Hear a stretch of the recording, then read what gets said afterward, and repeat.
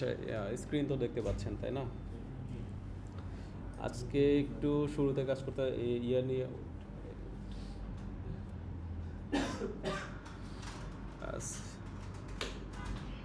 CSS এর সিলেক্টরগুলো আমরা কিভাবে ভালোভাবে ধরতে পারি।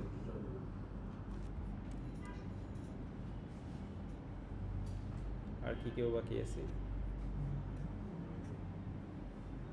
আচ্ছা, সিএসএস এর সিলেক্টরগুলো নিয়ে একটু কথা বলতে চাচ্ছিলাম। এটা হলো যে সিলেক্টরগুলো আমরা কিভাবে একটু বেটার ওয়েতে ধরতে পারি। যে সাপোজ সরাসরি এক্সাম্পলে চলে যাই, সেটাই বেটার হয়।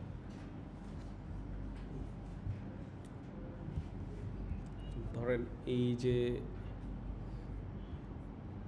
এই অ্যামাউন্টটা, হ্যাঁ, এখানে এইটাতে ধরেন আমি কিছু সিএসএস লিখতে চাচ্ছি, সাপোজ যে কালার দিলাম, হ্যাঁ, তো এইটা আমি এইভাবে কিন্তু লিখলেই হয়ে যাবে। সেটা হলো যে আমি এখানে শুধুমাত্র যদি অ্যামাউন্ট থাকে, এই যে এখানে অ্যামাউন্ট আছে, ও কমার্স প্রাইস অ্যামাউন্ট আছে, সো এখানে আমি জাস্ট ডট দিয়ে লিখলাম যে অ্যামাউন্ট দিয়ে আমি এখানে কালার দিলাম। আচ্ছা, এইখানে বিষয়টা হলো দেখেন, শুধু অ্যামাউন্ট দেওয়ার কারণে এটা এই কালারটা এখানে পায় নাই। এটা কারণটা হলো প্রায়োরিটি। এই যে ওপরে আর একটা সেম এই অ্যামাউন্টকে কালার দেওয়ার জন্য একটা সিলেক্টর স্পেসিফিকভাবে ধরা আছে।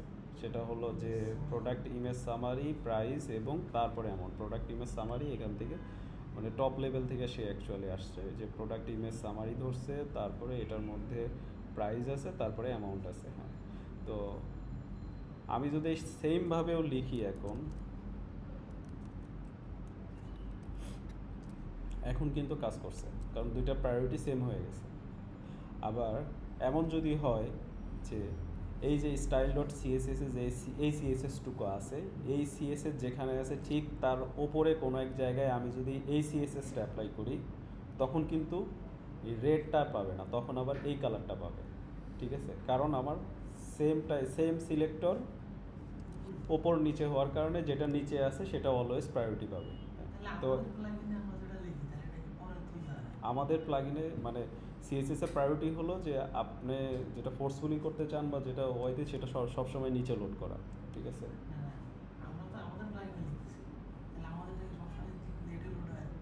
লেটে লোড হয় বলতে আমরা যে প্রায়োরিটি দিয়ে ইয়ে করি,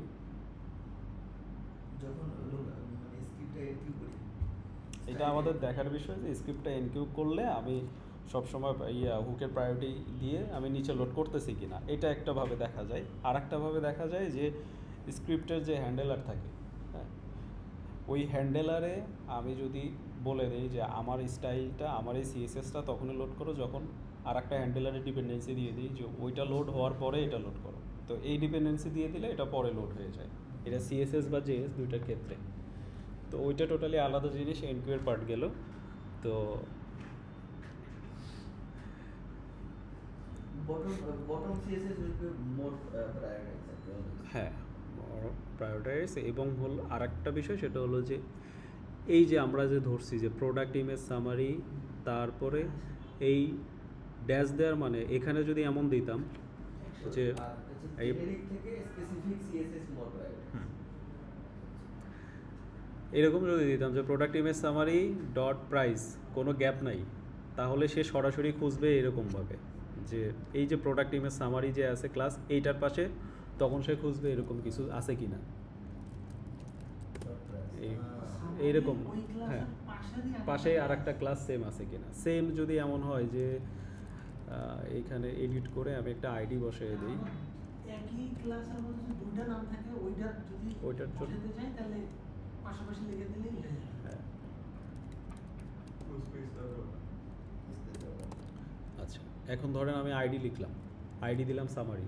সেম আইডির ক্ষেত্রে আমি কি করব, আইডির ক্ষেত্রেও আমাকে করতে হবে যে আমি এইভাবে যদি স্পেসিফিক করতে চাই যে সামারি আইডি, এই যে সামারি আইডি ধরছে, এখন আমি চাচ্ছি যে আইডির সাথে যে ক্লাসগুলো আছে এগুলো আমি সিলেক্টরে বাইন্ড করে দিব, তাহলে এই সেম এখানে জাস্ট আইডিটা শুরুতে হবে, তারপরে হলো ডট দিয়ে, যেহেতু একই ট্যাগের সাথে ক্লাসগুলো আছে, এই দুইটা ক্লাসেই সেক্ষেত্রে কিন্তু কোনো গ্যাপ ট্যাপ কিচ্ছু হবে না, লুক লাইক এরকম।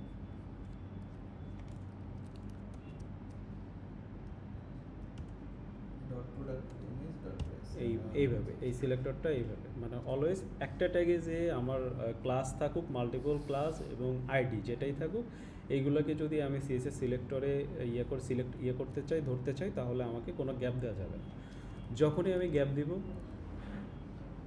মানে ডিপটা কি আপনি দিলেন না ওরা দিয়ে দেবে? ও এইটা একটা বিষয় হলো যে যখন কোনো একটা ট্যাগে আইডি থাকে, তখন যদি এই যে ক্রোম ডেভেলপার টুলসে যে আমি সরাসরি করি, ওই ধর প্লাসে ক্লিক করি, ও যেটা করে যে ট্যাগ যেটা আছে ওই ট্যাগ ধরে এবং ধরে আইডি ধরে। আমাদের তো ধরতে হবে লেখার সময়। আমাদের ধরতে হবে না। যে উপর নিচে প্রায়োরিটি আর ইম্পর্টেন্ট আচ্ছা, ইম্পর্টেন্টটা দিলে তো কোনো কথাই নাই। ধরেন যে আপনার সেম আছে, সিলেক্টর আপনি ধরছেন এই যে এইভাবে, এটা গ্যাপ দিলে কি হবে এটা একটু বলে দিন। কোথায় এখানে? হ্যাঁ মানে গ্যাপ ছাড়া তো একটা দিলাম। হ্যাঁ আচ্ছা, সেম ট্যাগ ওটা এই যে ধরেন এই যে প্রোডাক্ট সামারির ভিতরে তারপরে আমি গ্যাপ দিয়ে ডট প্রাইস ধরছি, তখন কি করবে, আমার প্যারেন্টে খুঁজবে যে single product summary, sorry product image summary, ভিতরে করবে প্রায়। এই যে প্রোডাক্ট ইমেজ সামারি, যখন স্পেস দিব তার চাইল্ডে কোনো প্রাইস আছে কিনা সেটাকে খুঁজবে, ঠিক আছে, চাইলে গ্যাপ করবে। চাইলে আর যাবে। যখন গ্যাপ থাকবে না তখন তখন একই লাগে। সেম লেভেলে খুঁজবে। সেম ট্যাগে আচ্ছা, আর এখানে হলো এমন যে এই যে দুইটাতে সেম সিলেক্টর, সেমভাবে সিলেক্টর ধরা, সেমভাবে ধরা নাই, এখানে গ্যাপটা দিই, এই দুইটাতে সেম সিলেক্টর, এবং আমি ধরলাম যে এটা যেখানে আছে, এই কোডটা যেখানে আছে সেটার ঠিক ওপরে কোনো একটা জায়গায় আমি এই কালারটা রেড করে দিছি। তো এখন এর আগের ডিসকাশন অনুযায়ী আমাদের কী হলো যে সবসময় নিচে যেটা থাকবে এবং সেম যদি সিলেক্টর জেনেরিক সিলেক্টর হয়, তাহলে আমার নিচেরটাই সবসময় কাজ করবে। কিন্তু এমন যদি হয় যে আমি এই রেডের এইখানে এটা ওপরে লিখছি এবং ইম্পর্টেন্ট দিয়ে দিছি, যেহেতু সিলেক্টরগুলো সেম এবং এক্সট্রা হিসাবে এটার সাথে কালারে ইম্পর্টেন্ট আছে, ঠিক আছে, তখন সে নিচেরটাকে স্কিপ করে যেহেতু ওপরেরটাই ইম্পর্টেন্ট আছে ওপরেরটাই নেবে, ঠিক আছে। তাহলে কোনো বুঝি নাই, মানে নিচে ইম্পর্টেন্ট আছে উপরে নিচেরটা তখন ইম্পর্টেন্ট নিচেরটা ধরবে। প্রায়োরিটি অনুযায়ী আছে। তখন দুইটাই সেম প্রায়োরিটি। আবার এখানে রেড লিখছেন আপনি, এখানে রেড লিখছেন, নিচে দিছেন হলো এই 333, এইটা একটা ব্ল্যাক কালার দিছেন, আর এরপরে ধরেন যে আপনি আর একটা দিলেন যে কালার ইকুয়াল টু গ্রে, ঠিক আছে। এখন আপনার প্রায়োরিটিটা জাস্ট ধরে নেন যে সর্বপ্রথম রেডের কোডটা আছে, তারপরে ব্ল্যাকের কোড আছে এবং তারপরে গ্রের কোড আছে, এবং তিনটাতেই ইম্পর্টেন্ট, সেক্ষেত্রে কিন্তু সে গ্রেটাকে নেবে, সবার শেষে আছে এবং তিনটার মধ্যে তিনটাতে যেহেতু ইম্পর্টেন্ট, সে সবার শেষের ইম্পর্টেন্টটা নেবে। কোনো প্লাগইনের সিজ আমরা আমাদের প্লাগইনে ও যদি ইম্পর্টেন্ট দিয়ে রাখে আমাদের আর কিছু করার নেই। কিছু করার নাই বলতে কি, আমরা ইম্পর্টেন্ট দিতে হবে। শুধু ইম্পর্টেন্ট না, এখানে আরেকটা কাজ করা যায়, এটা হলো আমরা ধরছি হলো প্রোডাক্ট ইমেজ সামারি থেকে, প্রোডাক্ট ইমেজ সামারি হলো এখানে এর উপর তুলে ধরতে হবে। এর, হ্যাঁ এই যে শাকত ভাই যেটা বলছে, এই যে প্রোডাক্ট ইমেজ সামারি যেখানে আছে, আমি যদি এর উপরের কোনো প্যারেন্টটিকে ধরে আমি এখানে ধরতে পারি যে আমার এই সিঙ্গেল প্রোডাক্ট পেজেরই প্রাইজে আমার এই এটা দরকার। এইভাবে আমি কিছু জানি করছি। আপনি যেভাবে ইয়াতে করছেন, এই যে বাজারি ক্ষেত্রে টেবিলটাতে করছেন, বাজারি ক্ষেত্রে টেবিলটা করছিলেন ভেক্টর সাজেশনে, ওইখানে সিঙ্গেল প্রোডাক্ট দিয়ে করছেন। হ্যাঁ, ওইটা হলো যে সিঙ্গেল প্রোডাক্টের জন্য, এটা নিয়েও এখন একটু কথা বলবো। তো যখন অলরেডি থার্ড পার্টি কোনো একটা জায়গায় এভাবে সিএসএস লেখা আছে, তো তখন যদি আমাদের সিএসএসটা আমি চাই ফোর্সফুলি কাজ করাইতে, তখন আরও মোর স্পেসিফিকভাবে যদি আমি সিলেক্টরটা লিখতে পারি তাহলে বেটার। সেটা হলো যে ও যেখান থেকে প্যারেন্টটা ধরছে আমি তার উপরের প্যারেন্ট থেকে ধরবো, বা উপরের এক দুইটা প্যারেন্ট থেকে যদি ধরি তাহলে আরও স্পেসিফিকভাবে আমারটা প্রায়োরিটি হাই হবে। আর এখানে আর একটা ছিল, ধরেন যে এখানে লেখা অ্যামাউন্ট ক্লাস আছে, তো আমি এখানে শুধু অ্যামাউন্ট দিলাম, অ্যামাউন্ট দিয়ে আমি এখানে ইম্পর্টেন্ট দিয়ে দিলাম। সিঙ্গেল প্রোডাক্ট পেজে আমি ধরেন কাজ করতেছি, যে আমার এখানে এই প্রাইজের কালারটা গ্রে কালার লাগবে। এই জন্য আমি যেটা করলাম যে নর্মাল সেন্সে আমি কোনো ওইভাবে সিলেক্টর প্যারেন্ট চাইল্ড সিলেক্টর না ধরে আমি সরাসরি দেখলাম যে এখানে অ্যামাউন্ট ক্লাস আছে, আমি অ্যামাউন্ট ক্লাসে গ্রে লিখে দিলাম। এইটাতে সমস্যা একটা, সেটা হলো এই ওয়েবসাইটে যত জায়গায় অ্যামাউন্ট ক্লাস পাবে সব জায়গায় গ্রে কালার বসায় দিবে, কিন্তু আমি চাই শুধুমাত্র সিঙ্গেল প্রোডাক্টে, আমি চাচ্ছি না যে সেটা হলো এই সব প্রোডাক্টের যে প্রাইস আছে সেম প্রাইসই, তো কারণ এ হলো ওই যে ও কমার্সে প্রাইস HTML ধরছে, যার কারণে সবগুলোতে সেম অ্যামাউন্ট ক্লাস আছে। সো আমি চাই যে শুধুমাত্র সিঙ্গেল প্রোডাক্টে কাজ করবে, এখানে কাজ করবে না। তাহলে আমার এখান থেকে আমি এই যে সিঙ্গেল বডি থেকে সিঙ্গেল এবং ডট সিঙ্গেল প্রোডাক্ট এটা ধরতে পারি। আর ওয়ার্ডপ্রেসে আর একটা জিনিস, সেটা হলো যে আপনি যে পোস্ট টাইপের সিঙ্গেল পেজে থাকবেন সেই পোস্ট টাইপে মাস্ট বি আপনি বডির সাথে সিঙ্গেল নামে একটা ক্লাস পাবেন, এটা ওয়ার্ডপ্রেস ডিফল্ট দেয়। আর তারপরে হলো সিঙ্গেল ড্যাশ প্রোডাক্ট যেটা আছে, এই প্রোডাক্টের জায়গায় বসে হলো পোস্ট টাইপের নেম, অ্যান্ড ও কমার্স প্রোডাক্টটাকে প্রোডাক্ট পোস্ট টাইপে করছে, যার কারণে সিঙ্গেল ড্যাশ প্রোডাক্ট। এবং আপনি যদি ফিডব্যাক নামে একটা কাস্টম পোস্ট টাইপ রেজিস্টার করেন এবং ওইটার সিঙ্গেল পেজে যান, তখন থাকবে সিঙ্গেল ড্যাশ ফিডব্যাক।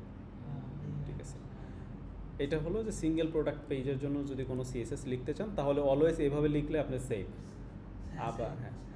আবার যদি আপনি আর্কাইভের জন্য কোনো CSS লিখতে চান তাহলে অলওয়েজ ও কমার্স আপনাকে, মানে আর্কাইভ বলতে আমি বুঝাইছি যে ধরেন শুধুমাত্র প্রোডাক্ট না, আপনি একটা ক্যাটাগরি যদি তৈরি করেন, ক্যাটাগরির আর্কাইভ পেজ, মানে ক্যাটাগরি লিস্ট পেজ, যেখানেই যান এই আর্কাইভ পেজগুলোতে অলওয়েজ ওয়ার্ডপ্রেস আপনাকে আর্কাইভ ক্লাসটা দিবে। ঠিক আছে, এবং এই যে পোস্ট টাইপ আর্কাইভ এতটুকু ওয়ার্ডপ্রেসের ডিফল্ট, তারপরে হলো আপনাকে কাস্টম পোস্ট টাইপের নেমটা দিবে। সো আর্কাইভের জন্য কোনো CSS লেখার জন্য আপনি এইভাবে যেতে পারেন, এটা হলো সবচেয়ে সেফ ওয়ে, অন্য কোথাও কোনো ইফেক্ট ফেলবে না।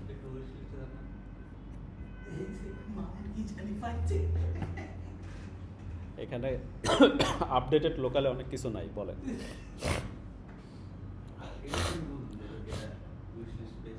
আচ্ছা, সব সময় তো ইয়া পাবেন না, ওইটা তো ইয়া ছিল, আপনি ওয়ার্ডপ্রেসের ওয়েতে কাস্টম পোস্টার রেজিস্টার করছেন, এই জন্য ওয়ার্ডপ্রেস আপনাকে বাই ডিফল্ট সিস্টেমটা দিয়েছে। হ্যাঁ, আর আচ্ছা, সর্বপ্রথম যখন ওয়ার্ডপ্রেসে CSS লেখা শুরু করি, ওইটা মনে হয় 14 মনে হয় হবে, 14 বা 15, ওই সময় কিছু CSS আমি তখন লিখতাম হলো, তখন বুঝতাম না যে পেজ আইডি দিয়ে যেটা আসছে এটা ধরে যদি আমি CSS লিখি তা কাজ করতেছে সুন্দর। ঠিক আছে, সেম কয়েকদিন আগে মাহমুদুল ভাই কোশ্চেন করছে যে ভাই পেজ আইডি দিয়ে আমি CSS লিখতে পারবো কিনা। হ্যাঁ, তো পেজ আইডি দিয়ে যখন লিখবো শুধুমাত্র সেটা এই পেজের জন্য, আমার এই কন্টেন্টগুলো তো অন্য পেজে দরকার হইতেই পারে, তখন যখন আর একটা পেজ ক্রিয়েট করবো তখন ওইটার পেজ আইডি আলাদা হয়ে যাবে। সো পেজ আইডি ধরে কখনো CSS লেখা যাবে না। হ্যাঁ, আর এটার ক্ষেত্রে উইশ লিস্টের ক্ষেত্রে আমি দেখলাম যে উডমার্টে এটা উইশ লিস্ট পেজ কিনা এরকম একটা CSS এর ইয়ে আছে, সরি PHP-র একটা ইয়ে আছে, চেক দেওয়া যায়। ঠিক আছে, হ্যাঁ, তো এই যে এইটা কি আপনার অ্যাড করা মনে হয়, এই যে বাজারিকা উইশ লিস্ট পেস্ট, তো এটা হলো যে ওইভাবে ইয়ে করা। সো ওয়ার্ডপ্রেসে যেগুলো ডিফল্ট ফাংশনালিটি না, সেখানে আবার স্পেসিফিক এই ক্লাসগুলো পাওয়া যাবে না, তখন নিজেদের ইয়েতে কাজ করা লাগবে, ওইতে কাজ করা লাগবে। এই ক্লাসটাকে আপনারা উইশ লিস্টে নিজেরাই বসাই দিয়েছেন বডিতে? বডিতে, হ্যাঁ, বডি ক্লাসের একটা ফিল্টার আছে, ওখানেও আপনি ইয়ে করতে পারবেন পেজের ইয়ে অনুযায়ী। ওইখানে পেজের নাম পাওয়া যায় না, এটা হলো যে মানে এই উডমার্ট থিম উইশ লিস্ট কি না, এটা ওরা ওই ফাংশনটা ওরাই লিখছে।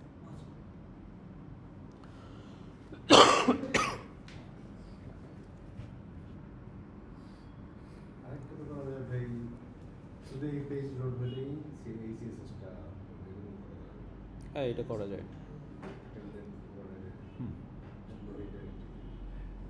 আবার হলো আর একটা বিষয় যে ধরেন আপনি শুধুমাত্র 2-3 লাইনের CSS দরকার একটা প্লাগইনে, একটা প্রজেক্টে ধরেন আমরা কাজ করতেছি, আমরা 2-3 লাইনে জাস্ট বা আমি 5-7 লাইনের একটু CSS লিখছি, এছাড়া আমার কোনো CSS নাই। তো সেক্ষেত্রে আমি যদি আমার প্লাগইন থেকে, আমরা নর্মালি এখন যেভাবে কাজ করি যে একটা CSS ফাইল লোড করে দিই, দিয়ে ওর ভিতরে আমি কোনো প্লাগইনের ক্ষেত্রে 1-2 লাইন CSSও লেখা হয়, জাস্ট এতটুকুই। ঠিক আছে, তো এটার জন্য আমার কাছে যেটা মনে হয় CSS লোড করার ওয়ে তো 3টা, একটা হলো ইনলাইন যেটা একদমই রিকমেন্ডেড না, আর একটা হলো ইন্টারনাল CSS যেটা হলো হেড ট্যাগের মধ্যে ডিরেক্ট আপনার স্টাইল ট্যাগের ভিতরে যে CSS লিখবেন এটাকে বলে ইন্টারনাল CSS, আর একটা হলো এক্সটার্নাল CSS যেটা হলো যে আমরা নর্মালি এক্সট্রা ফাইলে লিখি, ঠিক আছে? সো ইনলাইন সিএসএস একদমই রিকমেন্ডেড না। ইন্টারনাল সিএসএস লেখা যায়, কোনো সমস্যা নাই। মানে ওয়ার্ডপ্রেসের ক্ষেত্রে যদি কন্ডিশনালি আমার প্রয়োজন হয়, কোনো একটি স্পেসিফিক পেজে আমার 2-3 লাইনের সিএসএস দরকার, শুধু আমি ওই পেজেই লোড করব, তাহলে এটা আপনি ডাব্লিউপি হেডের যে অ্যাকশনটা আছে ওই হেড অ্যাকশন দিয়ে আপনি ডিরেক্ট ওই মার্কআপটা ঢুকাই, স্টাইলের ইয়েটা ঢুকাই দিতে পারেন, কোনো সমস্যা নাই। এবং সেক্ষেত্রে আমি মনে করি ওই 2-3 লাইন সিএসএসের জন্য একটা এক্সট্রা সিএসএস ফাইল লোড করানোর কোনো দরকার নেই। কারণ কি, এই একটা সিএসএস ফাইল লোড করা মানে একটা রিকোয়েস্ট যাওয়া, এই একটা রিকোয়েস্ট সামান্যতম হইলেও পেজ স্পিডে ঝামেলা করে, ঠিক আছে? এই জন্য আর কি। তো যদি কম সিএসএস হয় তাহলে আমরা ইন্টারনাল সিএসএস লিখতে পারি, কোনো সমস্যা নাই। বাট কোনো সময়ই আমরা ইনলাইন সিএসএস লিখবো না। এই নেস্টেড আকারে যদি আমরা মার্কআপগুলো ধরি, ধরেন উপরের ক্লাস দিলাম, তারপর ব্র্যাকেট দিয়ে ভিতরের ক্লাসটা দিলাম, নেস্টেড যেভাবে করে, মানে এখন তো ডট দিয়ে হচ্ছে শুধু স্পেসিফিক একটা জিনিস করতেছে। আপনি তো এটা স্যাসের কথা বলতেছেন, সিএসএস এর কথা বলতেছেন, স্যাস বা লেস। ওটা তো সিএসএস 3 তে মনে হয় সিএসএস 3 তে ওটা আছে, আমি যে ভিডিও দেখছি ওটা সিএসএস বা লেস যেটা, সেটা আমাদের দেখবেন যে ইয়েতে ওইভাবে কাজ করা যায়, উইপসে ওইভাবে লেখা আছে সিএসএস। ওইটা যেটা করে ওইটা আবার আপনার একটা ও আলটিমেটলি কনভার্ট করে ইয়েতেই নিয়ে আসে। যেমন ধরেন আমরা রিয়াক্ট ভিউতে কাজ করলে কি হয়, আলটিমেটলি সেটা ইয়া হয়ে জাভা স্ক্রিপ্টে কম্পাইল হয়। সেম ওইটা এসসিএসএস বা লেস যেটা আছে, এটা হলো যে কম্পাইল হয়ে নর্মাল সিএসএসে আসে। ধরেন লেখার জন্য আমরা ওইভাবে লিখলাম, হচ্ছে মানে বোঝা যায় যে আমি কোনটা ধরতেছি কোনটা ধরতেছি, কোথায় কি দিব না দিব, এটা খেয়াল করা যায়। ও সিনট্যাক্সটাকে ইয়া করছে, বাট আলটিমেটলি আপনার ইন্টারনালি যে আপনার ওই ডট স্পেস দিয়ে হ্যাঁ। দুটো কম্পাইল ফাইলটা দেখে দিই।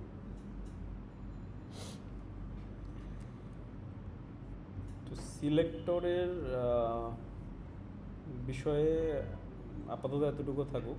এরপরে যদি আপনাদের কোনো কোশ্চেন থাকে তাহলে পরে হয়তো ইয়ে করা যাবে, সমস্যা নয় ইনশাল্লাহ। আর একটা আমি ভাই আরেকদিন যে একটা জিনিস, যেমন কালকে তো আমি তো এইটা তো টেমপ্লেট ইয়া করছি, থিমে নিয়ে আসছি, এর পাশে আমার দিকে বসাইতে হবে, এটা হলো পি ট্যাগ। তো আমি এটার পাশে নেওয়ার জন্য আমি এখানে এক্সট্রা একটা ডিপ লাগাইছি, তখন কিন্তু আর ওই স্টাইলটা পাইতেছিল না, কারণ কি আমার একটা ডিপের ভিতরে চলে আসছে।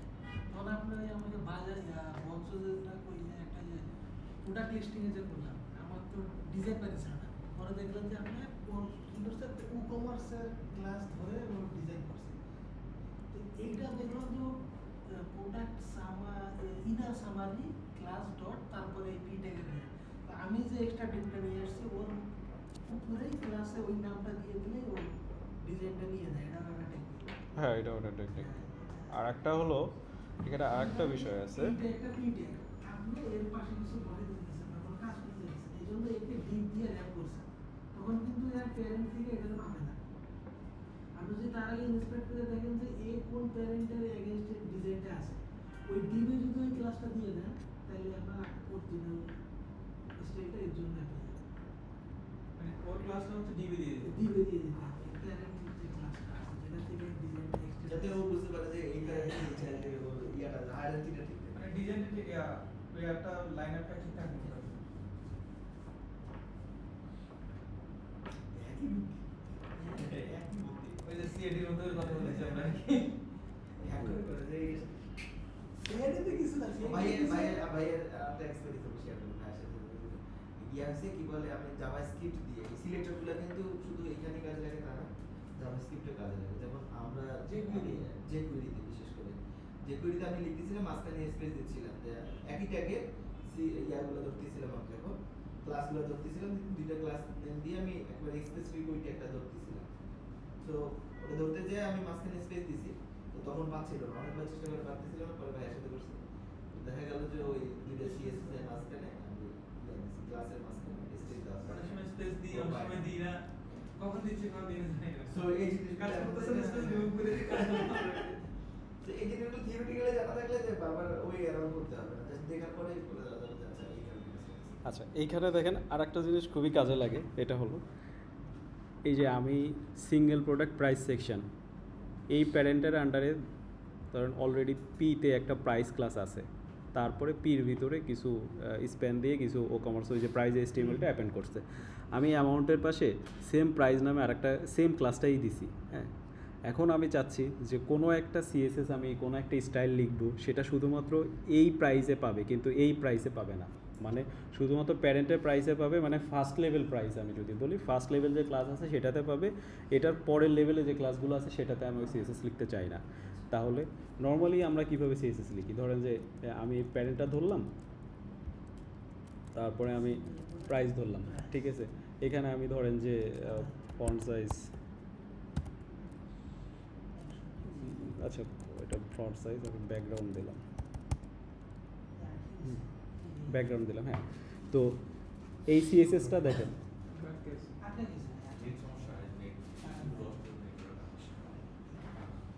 এই গেছে সবারটা গেছে। হ্যাঁ লেট দ্য মিটিং করে দিন। ঠিক জায়গায় এতগুলো ল্যাপটপ লাইভ আছে ফোন লাগে না। চলবে ভাই 250 এমবিপিএস চালায় এখানে আসছে না? না ভাই এটা ছবি আসছে। আচ্ছা এখন এখন যদি আমরা, আচ্ছা অটো জয়েন হয়ে যাবে তো। তো এই যে সিএসএসটা লিখছি, এটা দেখেন আমার এই প্রাইজেও পাইছে, এই প্রাইজেও পাইছে, এই যে ব্যাকগ্রাউন্ড ডিডি, আবার এই ভিতরের প্রাইজেও কিন্তু ব্যাকগ্রাউন্ড ডিডি এটা পাইছে, হ্যাঁ। কিন্তু আমি চাচ্ছি যে শুধুমাত্র যে সিএসএসটা লিখবো সেটা শুধুমাত্র ওপরের প্রাইজে পাবে, নিচেরটাতে পাবে না। তো সেক্ষেত্রে আমি যদি এই কাজটা করি, জাস্ট এটা যদি দেই, এটা যদি দেই, সে তাহলে এরপরে যে চাইল্ড আছে, ফার্স্ট লেভেলে যে চাইল্ড আছে তাকে ধরবে, তার ভিতরে আর যাবে না। তাহলে এই প্রাইস আছে, হ্যাঁ, এটা আগের লেখা ছিল, এটা বাদ দিয়ে দিই, এটা কোনো কারণে edit করতে হবে।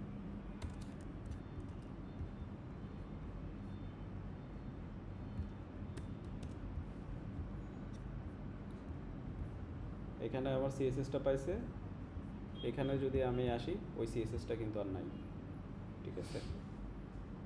কারণ আমি এখানে শুধুমাত্র লিখছি যে সে ফার্স্ট লেভেলের প্রাইসটাই পাবে, সে এর ভিতরে কোনো সিএসএস আমার ওই সেম সিএসএসটা অন্য সেম ক্লাস থাকলেও আমার দরকার নাই, সেক্ষেত্রে আমরা এইভাবে লিখতে পারি।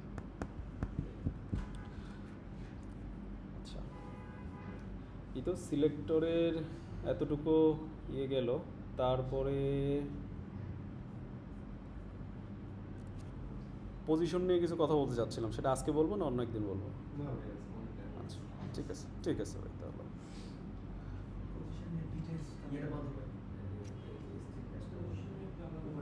একটা ম্যাজিক ও আচ্ছা।